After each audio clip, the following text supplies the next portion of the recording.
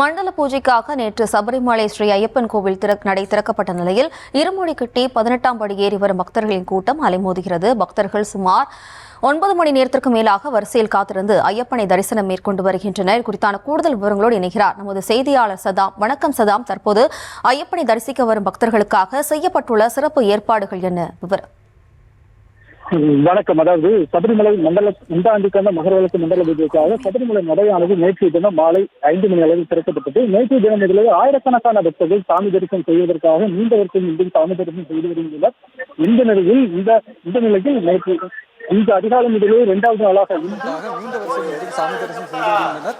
இந்த நிலையில் பல்வேறு மாநிலங்களிலிருந்து ஆயிரக்கணக்கான பக்தர்கள் தற்போது சாமி தரிசனம் செய்து வருகின்றனர். ஒரு நாளைக்கு 90,000 பக்தர்கள் தற்போது அனுமதிக்கப்படுகிறார்கள். 70,000 பக்தர்கள் ஆன்லைன் முன்பதிவு மூலமாகவும் 20,000 பக்தர்கள் ஸ்பாட் புக்கிங் மூலமாகவும் முன்பதிவு செய்து தற்போது தரிசனம் செய்வதற்காக வருகை தெரிகின்றனர். கடந்த ஆண்டோட இந்த ஆண்டு மக்களின் கூட்டம் அதிக அளவில் காணப்பட்டு வருகிறது. அதே போல இன்றைய தினம் இன்று அதிகாலை 3 மணி அளவில் நடை திறக்கப்பட்ட நிலையில் அது நள்ளிரவு முதலே பக்தர்கள் வரிசை என்று காத்திருந்து சாமி தரிசனம் செய்து வருகின்றனர். 9 மணி நேரத்திற்கு மேலாக பக்தர்கள் திறக்கப்பட்ட நிலையில் அது நள்ளிரவு முதலே பக்தர்கள் வரிசையில் நின்று காத்திருந்து சாமி தரிசனம் செய்து வருகின்றனர். 9 மணி நேரத்திற்கு மேலாக பக்தர்கள் சபரிமலை சன்னிதானம் அதே போல பம்பை அந்த வரிசையில் அங்கு நின்று காத்து நின்று இருமுடி கட்டி 18ஆம் படி ஏறி சன்னிதானம் வந்தடைந்து அங்கு ஐயப்பரை மனமுருகி சாமி தரிசனம் செய்து வருகின்றனர். அதே போல பக்தர்களின் தேவைக்காக பல்வேறு ஏற்பாடுகளையும் தேவசம் போர்டு சார்பில் செய்யப்பட்டுள்ளது.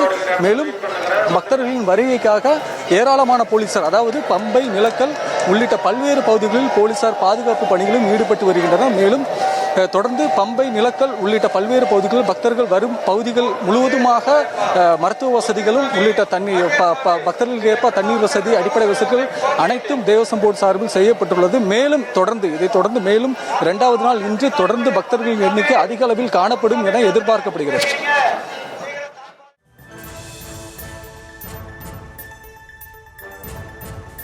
நேரடியில் விவரங்களை பதிவு செய்தமைக்கு நன்றி சதா.